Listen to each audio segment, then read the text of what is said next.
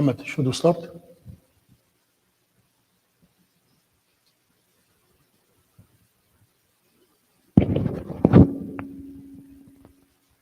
Yes.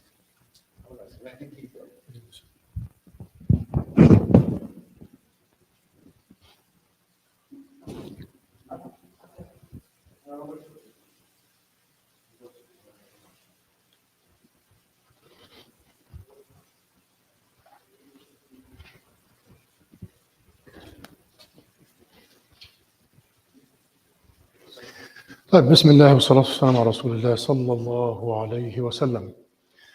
Today is the last session, and by the session today we should have had a picture.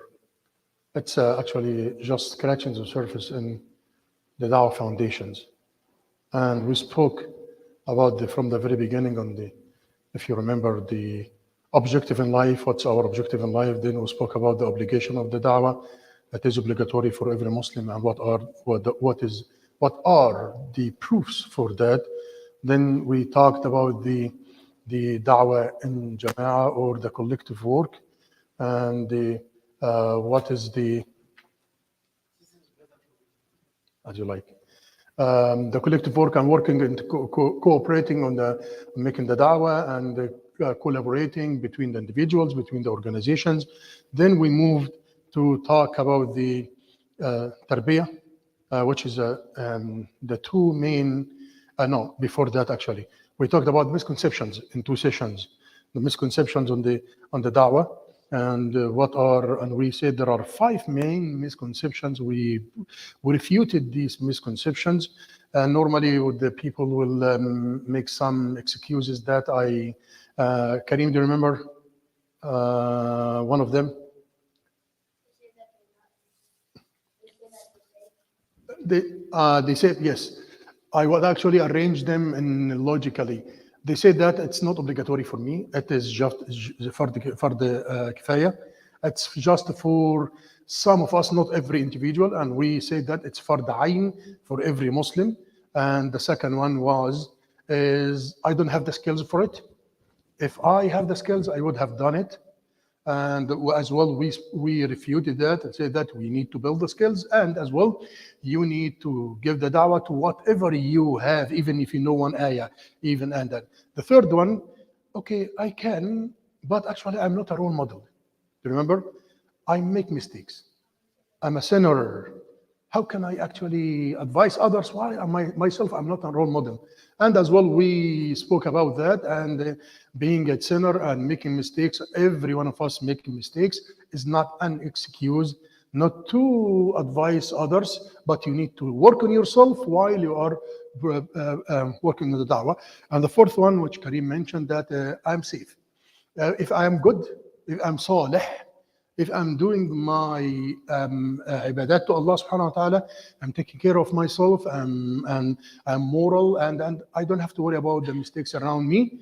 And we spoke about that as well, and that Allah subhanahu wa ta'ala will punish the wrongdoers or the sinners, and those who, the silent majority, who did not talk against, who did not fix the mistakes around them. And the last one, which was, there is a fifth one, last one,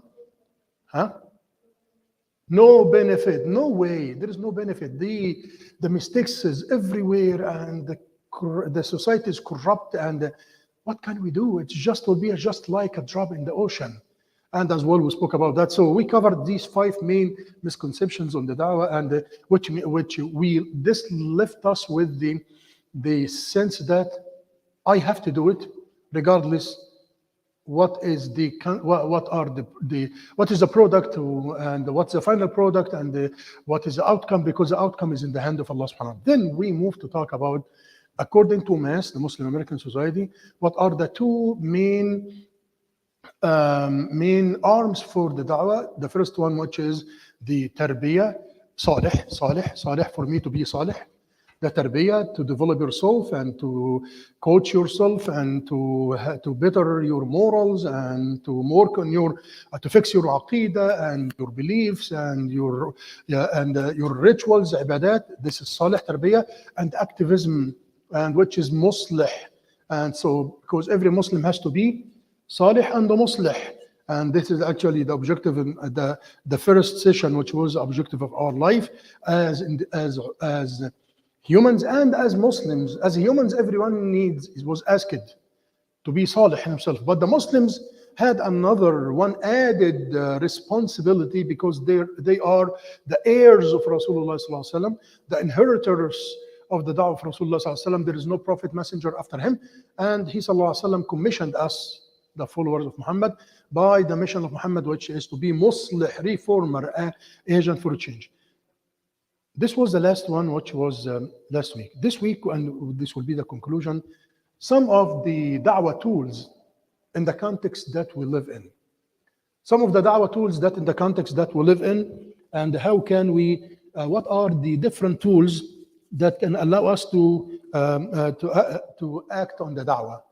And the objective of that actually is to know what are the different tools and means that allowing me and you to deliver to the da'wah. So every one of us needs to check in himself and herself for what do I have and what do I miss or lack from these tools and means, so I can add as much as I can to what I have, so I will be able to deliver better to the requirements of the da'wah. And I will actually mention around 10 of the tools that could help in delivering to the da'wah, and hopefully that we will be able to deliver to as much as we can, to gain as much as we can from these tools. It will come. And the second objective for the session today, which is to know what is your niche, what is the best, what is the best of your capabilities that allowing you to perform the da'wah. And one of this objective is very important, so it can allow us to seems that I will not.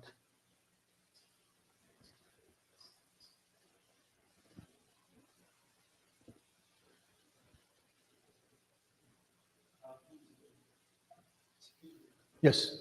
May I bring my notes? Yes, you can bring your notes. Okay, let's keep this on the side.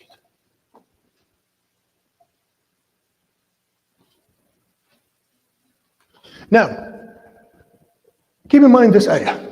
This ayah actually presents some of the tools that is needed in the da'wah. The ayah in Surah Fussilat, وَمَنْ أَحْسَنُ قَوْلًا مِمَّنْ, and I highlighted, I color coded it. These three color codes are the ones that we will try actually in the rest of the slides to categorize the tools for the da'wah. And دعا إلى الله وعمل صالحا وقال إنني من المسلمين ومن أحسن قولا ممن دعا إلى الله وعمل صالحا وقال إنني من المسلمين. Who is better in speech than the one who invites to Allah and does righteousness or righteous deeds? Second one. Third one, and says or said, I am of the Muslims. Who is better in saying, in talking, in saying more than that? Who is better in speech more than that? So this ayah had three of the tools that needs to be used in the da'wah. Da'a ila Allah, which is you can explain it as the education. The second one, amila salihan, the behavior. The third one, وَقَالَ أَنَّ مِنَ الْمُسْلِمِينَ, which is the media, the marketing, the announcement, posing your identity. So, da'a ila Allah, dedication, orientation, educating the mindset and introducing the concept of Islam, everything related to the educating the mind and the misconceptions, misspelling the misconceptions, all of that is under the green one, da'a ila Allah. And you will see the rest of the presentations. وعمل صالحا is to do righteousness, because عمل صالحا can bring the concept of Islam, make a concept of Islam beloved to people, and present the goodness that Islam lives in the personality in the Muslims. So when people will see you, they will exemplify Islam in you, and they will see the great behavior of Islam in you. عمل صالحا, so it will make Islam appealing to them, especially when you move to the third one, وقال أنني من المسلمين, and this is announcement, exhibiting, saying, and this is the work of the media, using the media tools to show your identity. You are not hiding, but you are saying, I am indeed one of the Muslims. I am indeed a Muslim. A Muslim not just in my behavior, عامل صالحا, but as well in my identity, in my words, and. So the rest of the presentation will be listing down tools under these three categories. Remember, the first category, education, دعا إلى الله. Second category, behavior, عمل صالحا. Third category, media and announcements and exhibition, وقال إنني من المسلمين. This ayah is in Surah Fussilat. Let's actually take them one, before moving to the 10 tools. What are the aims for these da'wah tools and the methods? What are the objectives for these da'wah tools and the methods of the da'wah? Is to educate the others and invite people to explore Islam. You do efforts through these tools to educate and as well to clear the misconceptions. So to build goodness and to dismantle the misconception. Build in goodness, dismantling the misconception. Building the goodness, which to educate and invite people to explore Islam. Dismantling the misconceptions, which is clearing the misconceptions and foster the deeper understanding of Islam. Both increasing the positives, decreasing the negatives. What are the negatives? Misconceptions about Islam, and Islam was spread by sword. Islam is against women. Islam is advocating terrorism. Islam is. These are the misconceptions. Number two. The da'wah tools and methods are used to reduce the negativities around Islam. Number one is to increase the positivities and stimulate the mind and the heart for people to start exploring Islam. The third one, which is advocating the rights of Muslims in practicing their rituals as well, because the tools that we will present now, they are, when we present Islam to people, it will normalize the concepts of Islam in their minds, so Allah subhanahu wa ta'ala will open their hearts to not to question, to be apprehensive about the beliefs and the rituals of Muslims. So when they see someone praying in the parking lot, they will be apprehended. No, they are not apprehended. They knew from number one, Muslims has 5 days prayers, and this is the way they pray, and it's dynamic, and the Muslim ladies are covering some parts of their body because of the Islamic. So it will not be stranger to them. So you'll be able to advocate your rights at work. You will be able to ask for your rights in Ramadan to use your lunch hour instead of eating and relaxing, or to take some specific days for the Eid and advocating and asking for your religious rights. And in Jum'ah, for example, during the time of the Jum'ah, and if you work in an office, you can ask for number 3. You can ask for your right to have 2 hours lunch that covers the time of or to change your lunch time to match your Jum'ah time. This is number 3. The da'wah tools will help to advocate the rights of Muslims to they can practice their Islam. And the fourth one is to support the Muslims who are oppressed in areas and to raise their cause and to support them and to rally the community, to rally the society, the people of conscience to support them, which is a promoting for just causes of Muslims everywhere and to protect them. These are some of the aims, objectives for using these da'wah tools. Let's move with them one by one. We'll start with what? Da'a ilallah, education. I think we have around 5 tools out of the 10 or 6, might be 5 or 6 of the tools out of the 10 for education. One of them, education, which is Da'a ilallah, educational programs. One of the tools for the da'wah, educational programs like lectures, seminars. This is the most known. Lecture about Islam on campus, in the community, in the high schools, Islam 101. And these are lectures about Islam and seminars about Islam to educate people. Another one, which is workshops and the courses as well, which is offering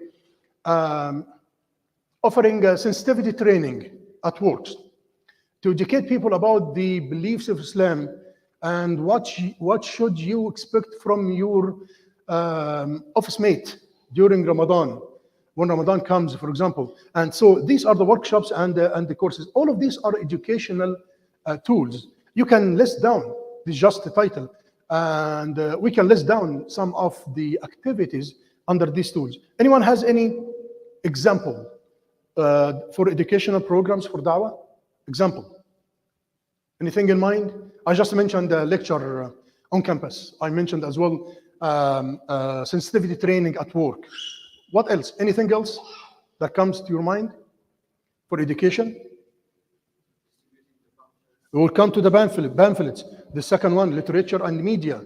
The second one, it's education as well. As I mentioned, da'a ilallah.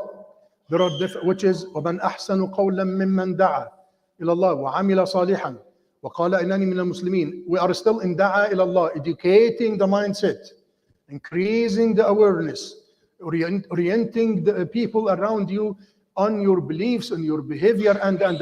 One of them is the literature and media, which is brochures and distributing brochures and creating a brochure on Muhammad sallallahu alaihi wasallam, brochure on the Isa alayhi salatu wasalam.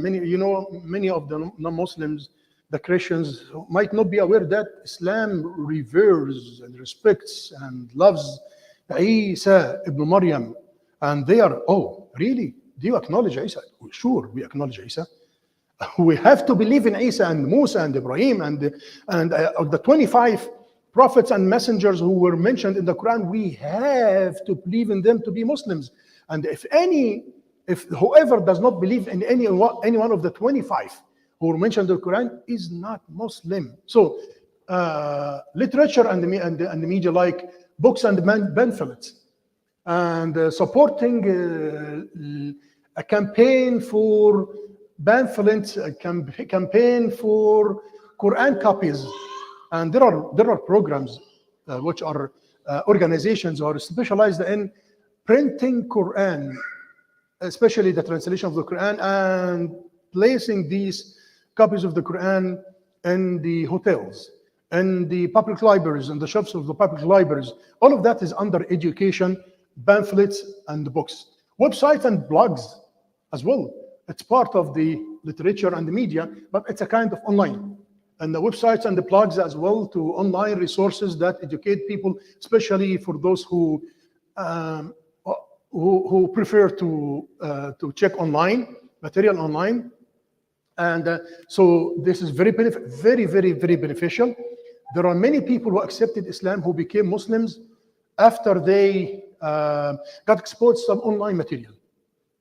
This is double-sworded tool. This is double-sworded tool. It can bring goodness, can bring harm. If the material is a good material, correct material, credible material, this will bring benefit.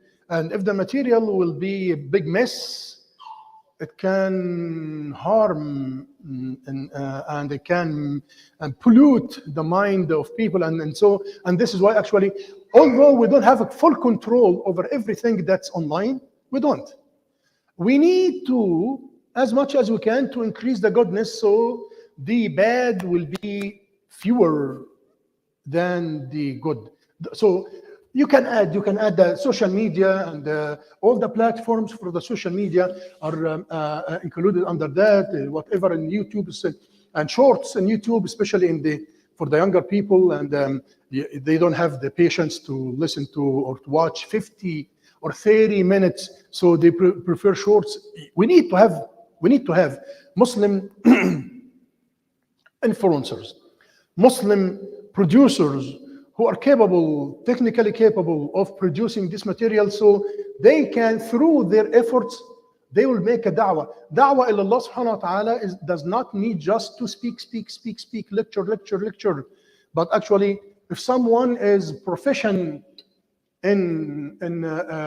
proficient in the IT and in the technology, their da'wah ila Allah could be in just producing, editing, and producing a professional segment on the social media.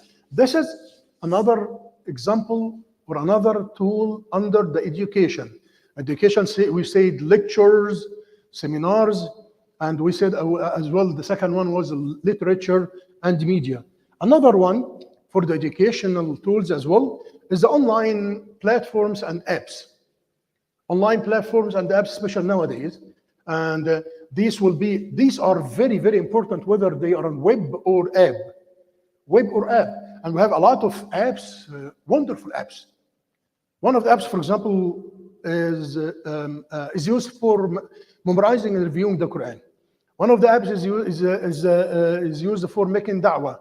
One of the apps is making da'wah, presenting the concept of Islam to the non-Muslims. And there are apps for the ahadith. And it is as well, it's built on technology, because it needs some people in the technology, in the business of technology, who can build, program, and build these apps. Then others who will provide them with the material, the Islamic material, and collectively, together they can work together in making the final product, as an app for presenting the concept of Islam, defending the Islam, defeating the misconceptions of Islam, and all of these are very beneficial in Da'ah ilallah. The first one, the education. This is the third one. Right now, actually, we have been presenting 3 tools as of now. One of them is the traditional lecture, having a speaker. That's very traditional. But in addition to the traditional, there are written material, distributed material, printed material, literature, and this one is app, and it's what online. So it's audiovisual. And can you see the diversity of the tools? The tools of the da'wah are not anymore very traditional, just monotone. There are multiple tools. Yes. Story about Sahaba using interesting way, the way of the story, using drawing and graphic in a good way. Yeah. This is attract only people. So, a lot of people. I agree. With the caveat is some of the fuqaha presenting the Sahaba, the figures of the Sahaba, as pictures. In pictures, there is difference in opinion, with a strong opinion not to make it for the Rasul, for sure Rasulullah sallallahu alaihi wasallam and the Sahaba. But I agree with you on the tool, caricatures and pictures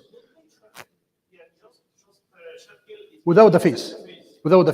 Yes, especially for the younger people. Whoever has artistic background, artistic skills, for the youngers, the pictures and the graphics will make it intriguing for them, and they don't understand much of wording, but they can see graphics, and this will live in their minds and their hearts.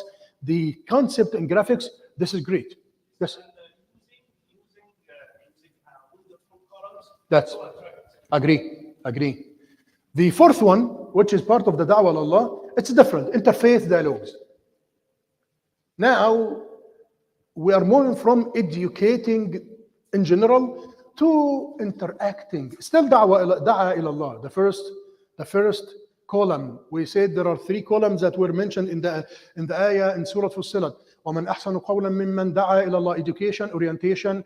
And the second column, وَعَمِلَ صَالِحًا, which is the behavior and role model. وَقَالَ إِنَّنِي مِنَ الْمُسْلِمِينَ, and this is the exhibition and identity, presenting your identity. So we are still till now in the 4th tool, talking about the education, Da'a ila Allah, interfaith dialogue, and organizing community events with the people of other faith. Whether other faith, interfaith means other faith, not atheists, but this could be extended as well to people of no faith.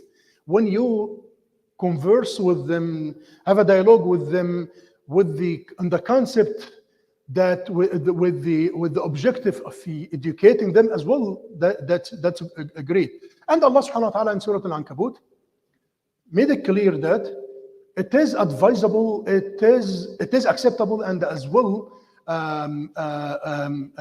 recommended for you to تجادل أهل الكتاب بالتي أحسن ولا تجادلوا أهل الكتاب إلا بالتي أحسن وقولوا إلا بالتي أحسن إلا الذين ظلموا منهم وقولوا آمنا بالذي أنزل إلينا وأنزل إليكم وإلهنا وإلهكم واحد ونحن له مسلمون. And Allah subhanahu wa ta'ala educated us for how to have a dialogue and conversation and argumentation, mujadala, with the people of the book, Ahl al-Kitab, and those who differ with us. It has to be billati hi ahsan, with the wisdom, with the best wording, and choose the best time, and be efficient in presenting your point of view about Islam. At the same time, respecting, and don't entice them to ولا تسبوا الذين يدعون من دون الله فيسبوا الله عدوا بغير علم, and don't actually insult their beliefs, otherwise they will insult your beliefs, including Allah subhanahu wa ta'ala and Muhammad sallallahu alaihi wasallam. So the Quran has a lot of injunctions and teachings for how to deal with the people of the book and the people of different beliefs, how to build the relationship with them. And actually I made it a note here: beware.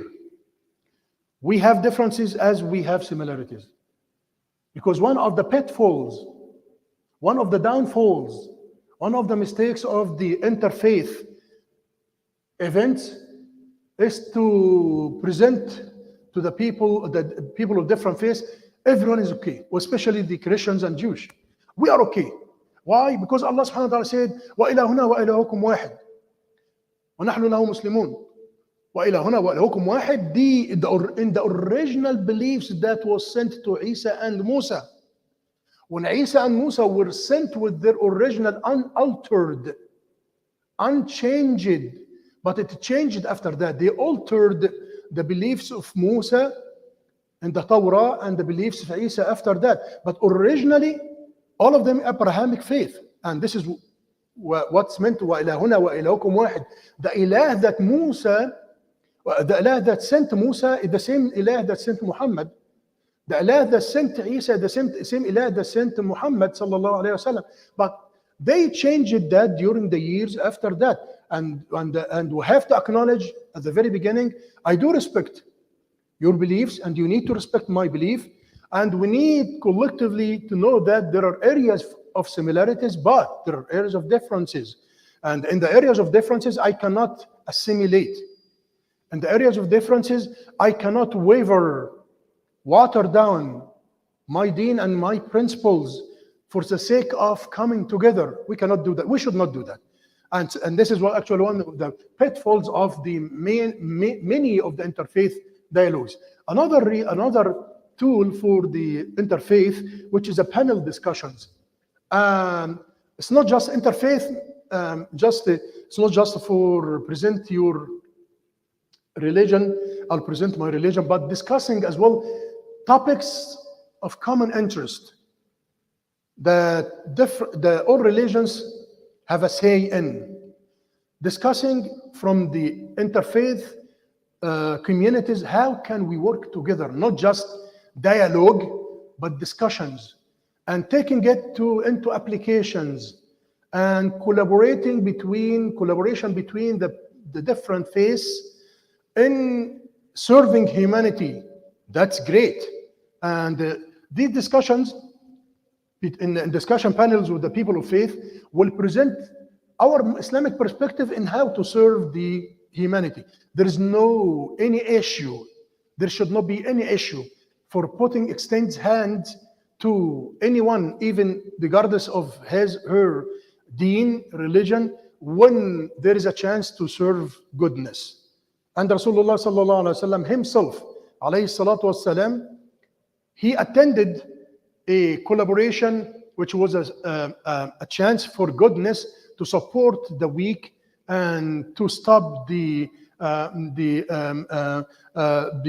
oppressors. Before he was a prophet, yes, before he was a prophet, but he said it after that. لو دعيت إليه في الإسلام لقبلته. If they will extend another collaboration, another collaborative efforts or initiatives, now I will join it. Sallallahu alayhi wasallam. So, and we'll repeat that as well when we come to talk about social justice. There's another slide about social justice, but I wanted to highlight it here because of the interfaith. There is no any issue to work with the other community of other faiths in areas of interest, for areas of goodness for humanity. There is no any haram issue to cooperate and collaborate with the church in serving the homeless and having a project for the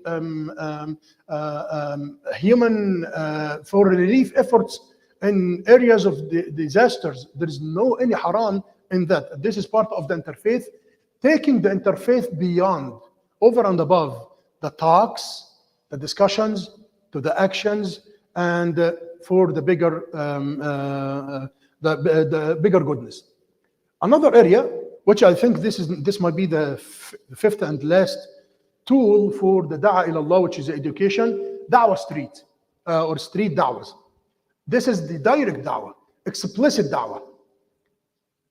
Not just the having a lecture or a speaker, but to go in the streets. There are some cities having a farmer market where at one day on the week where the farmers will present their goods, and inside the farmer markets, there are Muslim communities who have a booth, da'wah booth in it.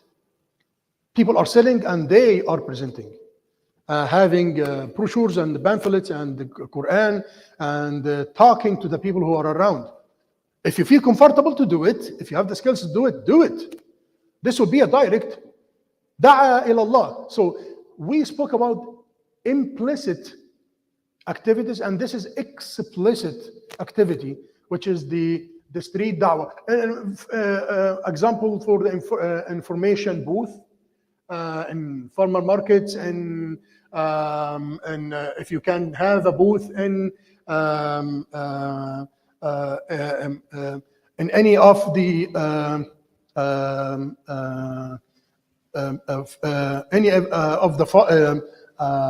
markets, or in the around any of the big crowds, stadiums, and if you can handle it, do it. So this is there is a day, sports day in the city. If you can do it, if you can do it. And this is one example. Another one, which is one-on-one conversations and talking to people at work. If there is a chance that you can speak to your colleagues at work, if the chance come, and if you feel comfortable that you have a good relation with one of your colleagues at work, one-on-one conversations, especially when there is a chance for religion to be presented, to be talked on, and take advantage of that. And I'm giving you just an example for one of the projects that Mass has in different places, which is called Know Your Muslim Neighbor. Know Your Muslim Neighbor is a Dawah project where the community books or reserves um, um, rooms in public libraries for a couple of hours where there is a presentation and with a presenter, speaker, and open QA, and where people in the public library or on campuses as well will come and you present Islam 101. And the idea itself could be developed to go. You are going to them. You are not waiting for them to come. I think we will still have one slide, which is the open houses. I think it will be number 6. But we are not waiting for them to come. We are going to the public libraries. We are going to and make presentations, which is in our Muslim neighbors. We are knocking the doors, and here actually in Mas Dallas every year in Ramadan, and there are boxes, the Ramadan box gift for neighbors, which has dates, one of the ada'iyah of Ramadan, and a gift, chocolate gift, and knocking the doors of the neighbors, non-Muslim neighbors. This is Ramadan, and this is the gift from your Muslim community, neighbor Muslim community, and it opened big doors. I came from a community in Illinois before coming to Dallas, where we used to do it, and it used to be an annual event in every Ramadan where my neighbors used to, with the years, it's a chance for appreciating it. It's a one-on-one. And Ramadan iftar for non-Muslims. It's another example of the street dawah, and so on. These are some of the examples. I will leave it up to your imagination and up to your open. The sky is the limit, and every community can invent ideas for educating their neighbors about Islam. Especially take advantage of the chances. Know your Muslim neighbor, for example, we do it in Ramadan, before Ramadan, or during Ramadan to educate people about Ramadan. We do it in the Hajj season as well, where in the presentation and the QA, we cover the misconception that many people have that Muslims worship, their God is inside the black box of Kaaba. You might have heard about it. And we present that. And we speak about what does this Kaaba, the box, mean, and what is the example. We don't worship it, and even the black stone, we don't worship it, and what we worship Allah. And so we take the chances during the year to educate people, and the non-Muslim neighbor could be developed to cover the thorny subjects: terrorism, jihad, Islamic State, and misogyny, Islam's oppressing women, and all of these very critical Islamophobic topics. We need to take the initiative, not to take the defense, but to be proactive in addressing these topics and presenting our story instead of others talking our story. And we need to do, after that, we will find ourselves in the defense, and we have to defend. There is nothing in Islam we should feel sorry about. There is nothing in Islam that we should feel embarrassed to talk about. Islam is all goodness, but we need to have the knowledge and the wisdom for how to present it. Another tool, which I think might be the last one in Dawah ilallah, mosque open houses. And every while, and in Ramadan, for example, as well, many mosques are doing that in Ramadan. Open house, come and check what's inside. Do we hide? What do we do inside? Do we have a bomb inside the masjid? Do we have any armors inside the masjid, as some of the Islamophobes are saying, or the masjid is just a space to pray and to play and gym and come and check. Open houses and cultural events as well. And during the Ramadan, you can invite people to spend one of the iftar with you. And as well, it's a great event like that. It's a great event for the community to have an annual event for iftar in Ramadan for the non-Muslims. And I saw it actually here in Dallas. Many masajid are doing it, and including the Mas Dallas as well is doing it, where many of the non-Muslims, they come to have this iftar, so they will know what does it mean fast. What does fasting mean? and what should we expect from the Muslims during Ramadan. It builds credit, it melts a lot of ice, breaks the ice, and misspells many of the misconceptions, many of the benefits. I think in number 7 we'll move to the second column. Do you remember? وَمَنْ أَحْسَنُ قَوْلًا مِمَّنْ دَعَا, education, وَعَمِلَ صَالِحًا, which is morals, behavior, and the third one, وَقَالَ إِنَّنِي مِنَ الْمُسْلِمِينَ. Now we're talking about the second column in the da'wah, which is وَعَمِلَ صَالِحًا, and did righteously, and exhibited the good morals. And one of the tools is the services and the charitable activities. A community service, feeding the poor, serving the homeless, soup kitchen, coat drive before the winter, and hygiene items, and so on. The sky is the limit. Alhamdulillah, we have many of the Muslim organizations are doing it. Many of the communities are doing it. So this is for the community service and food drives as well, and for the shelters. And this point is an important point. When we do it, we have to do it genuinely. We have to be genuine in serving humanity, not for the sake of gaining the approval of others, not for the sake of gaining benefits for the da'wah. It is great to gain benefits, but actually we are worshipping Allah subhanahu wa ta'ala by serving humanity. The byproduct will be opening hearts. Byproduct could be increasing awareness of the Muslims. Byproduct, not the main objective. Objective, worshipping Allah by serving humanity. And Rasulullah sallallahu alayhi wasallam used to serve the humanity alayhi salatu wasalam, people around him alayhi salatu wasalam, without asking for any benefit. And there is an example in the social justice which will explain that in a bigger from him sallallahu alayhi wasallam. Keep that in mind. Okay, services and the charitable activities. This is da'wah. When the community, your masjid is asking you to help in packing food boxes, and there are communities who have every week or every other week they have a food box drive where the qualified people will come to pick their box of food, perishable items. So the community is asking people to before a day or 2 days before it to pack, come help, and offer half an hour, 20 minutes, 25 minutes, 45 minutes while packing and zipping these boxes. It's a da'wah. You should not say that it's better to spend the 45 minutes or 30 minutes in salah in the Quran instead of just packing boxes. This is a da'wah. This is one of the tools of the da'wah. Service is one of the tools of the da'wah. And serving وَعَمِلَ صَالِحًا. Keep in mind, وَعَمِلَ صَالِحًا.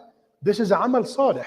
And it does not, amal salih does not be just for the benefit of Muslims. Yes, Muslims, if you do to Muslims, this will be the double of the reward.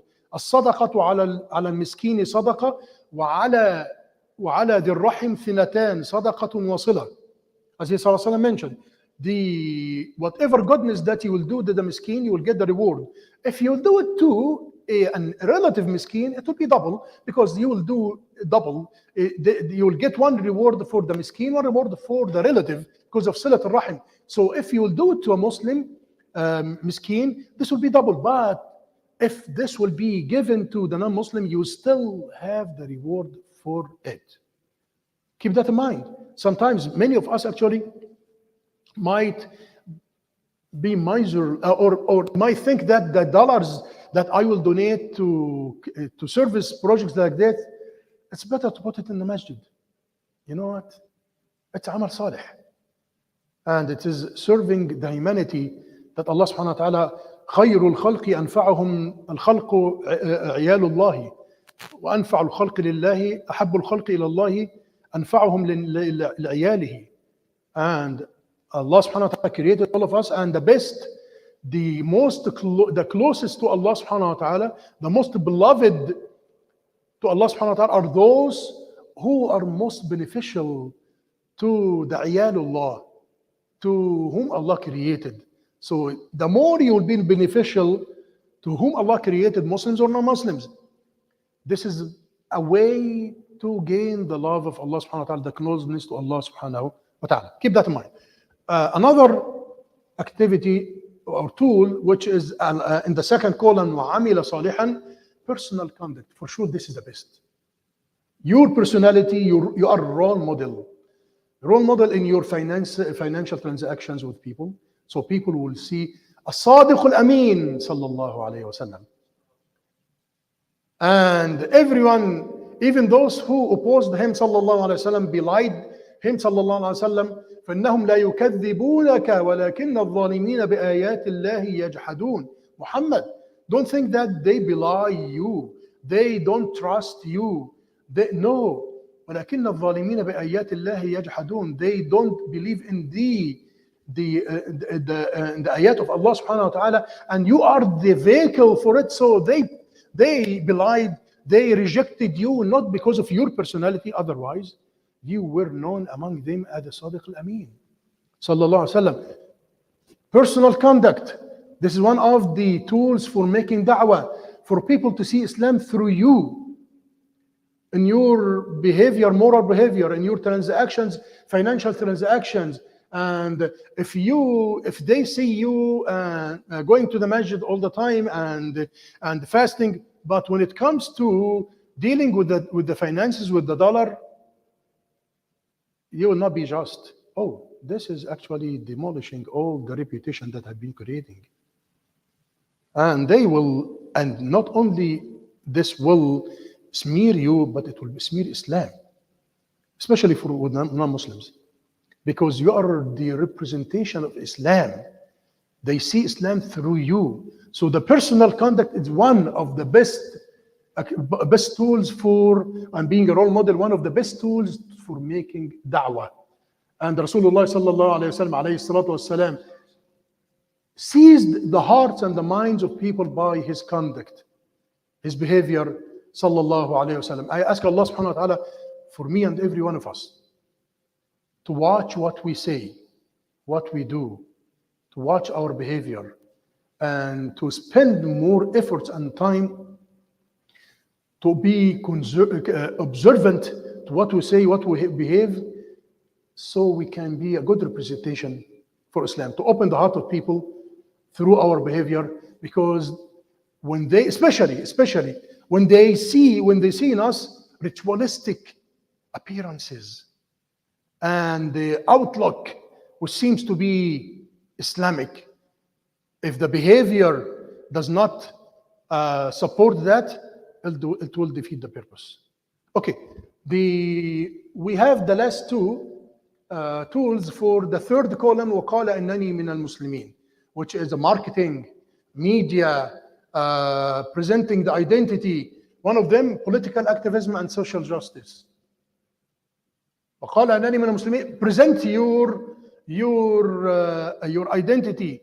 I am a Muslim voter, I have a vote. The Muslim community, educating and mobilizing and organizing the Muslim community to have a strong voting power, to present the power of Muslims when it comes to at the time of the voting, regardless. And this is a big subject. I will not open it here.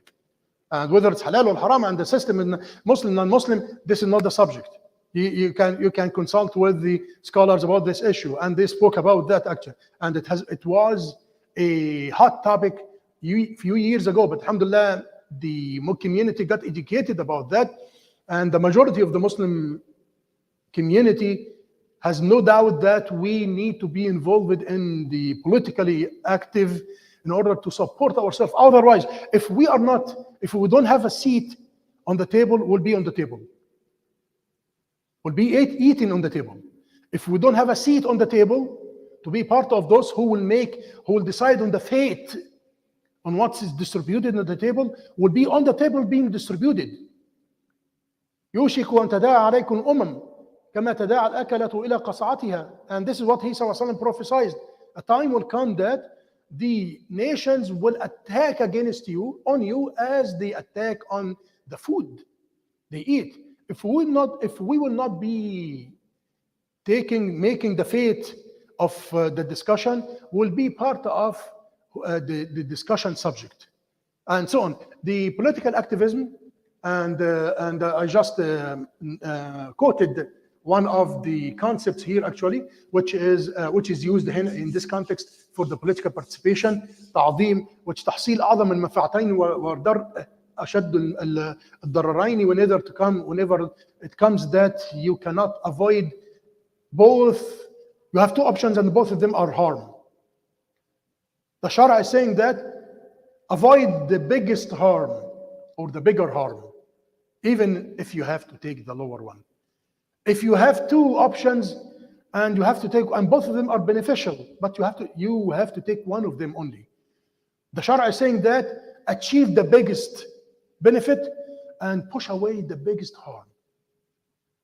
And this could be applied in the political arena, because you might not have a candidate who is the best serving Islam and against the haram.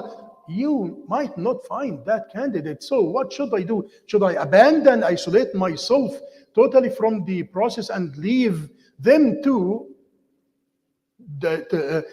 decide on me? So I will be on the table, not around the table. We should not do that. Anyway, it's a big subject. And the second one, which is standing for justice and for everyone in the. So we need to support everyone who faced unjust, who has been dealt to unjustly. Anyone who is facing injustice, and even if regardless of their religion, and Rasulullah sallallahu alaihi wasallam, and this is an example that I said that I will mention Rasulullah sallallahu alaihi wasallam in the Medina. I think I mentioned that in one of the sessions when he was in Mecca sallallahu alaihi wasallam, and Mecca, the 13 years of Mecca were the time for torturing, time for tough time, and one of the Bedouins came to. Anyone remember this story? I mentioned that before in one of the sessions. One of the Bedouins came to complaining about Abu Jahl, who had a deal with Abu Jahl, who had a business with Abu Jahl, and Abu Jahl did not pay him back his right, and he came to asking for people to support him. And the people of Mecca wanted to make fun of Rasulullah sallallahu alaihi wasallam and to put Rasulullah sallallahu in troubles by telling the man, this man can help you.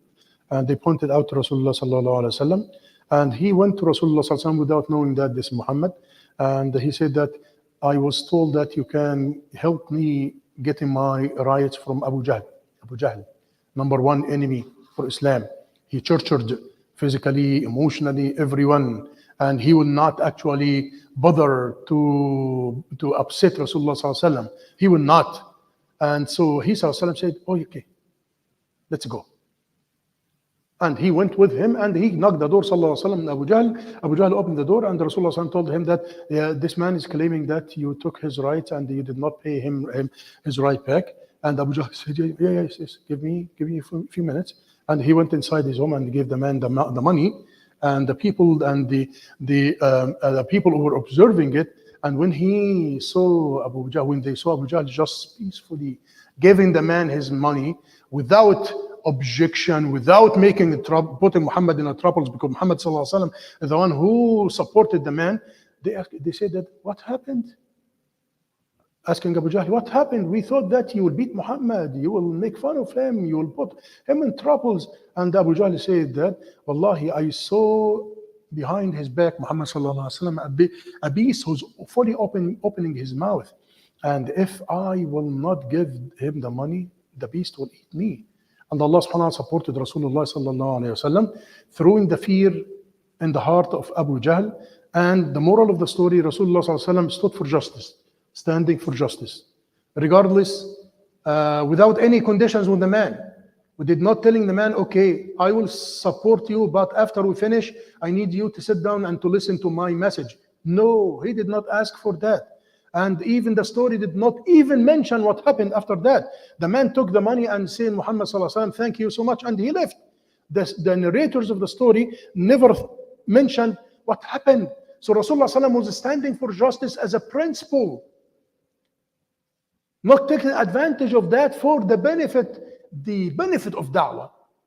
It is a principle being politically correct, principally correct, and this is what actually what I mentioned here, special attention.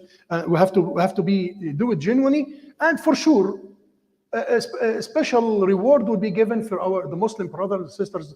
And as I mentioned, double the reward when you support your Muslim brothers and sisters, because you will have the two reasons for that. The last tool, which is part as well from the 10th tool, from the category of the وقال أنني من المسلمين, which is a media and broadcasting, media and radio stations, TV stations, and all kind of media. If you have expertise in this area, a caricature or pictures, or this is a great tool to present your identity as Muslim. قال إنني من المسلمين, to present our story through the media. We need Muslims this should be with media skills that can support them. These are 10 of the most known, most important tools for the da'wah. And as we mentioned, these are three columns or three categories. The first one was Da'a ila Allah, which is a what? Representation for what? Education, orientation. And the Mahir, second one was وعمل صالحا, which is a representation for what? Behavior and moral example. And the third one, وقال أنني من المسلمين, which is a media, exhibition, and identity, and presenting your story, and. Last slide, which is we need to ask ourselves actually, and you need to ask yourself, what's your passion for the da'wah? What skills you have that you can use in your da'wah, in the da'wah? What can inspire you to build your skills? And how can you stay motivated to continue to keep up with the da'wah? And a few advices. You need to actually pinpoint, after you ask your question, what are skills? Pinpoint some of the areas of the da'wah that we mentioned, 10 of the areas. Pinpoint which is the most appealing to me, most important, most beloved to me, and to build my capacity in it. And I need to stay inspired and motivated to look for something which is motivating me. Someone could be motivated by being in a good company. Stay in a good company. Someone will be motivated by through education and reading about the stories of the great generations and the movers and shakers. Read and be aware of the stories. And I will conclude by the hadith that motivated Muhammad al-Fatih. Muhammad al-Fatih, the one who opened Constantinople. Muhammad al-Fatih is the great general, Uthmani general, who was the leader, the general in the army that opened Constantinople, which is now Istanbul, Constantinople, and he was motivated and inspired by a hadith when he was young. The hadith, Rasulullah sallallahu alaihi wasallam said, "La tuftahunna Constantiniya, fala ni'ma al-jayshu jayshuha, wa la ni'ma al-amiru amiruha." He prophesied sallallahu alaihi wasallam that you will conquer Constantinople, which was known, an area which was part of the Roman Empire. You will open it, you will conquer it. It will be a Muslim land at one time. The best of the army will do it. The best of the leaders, generals, the general will be leading this army. Muhammad al-Fatih, when he was young, when he heard this hadith, he was inspired by this hadith, saying that I would like to be this general.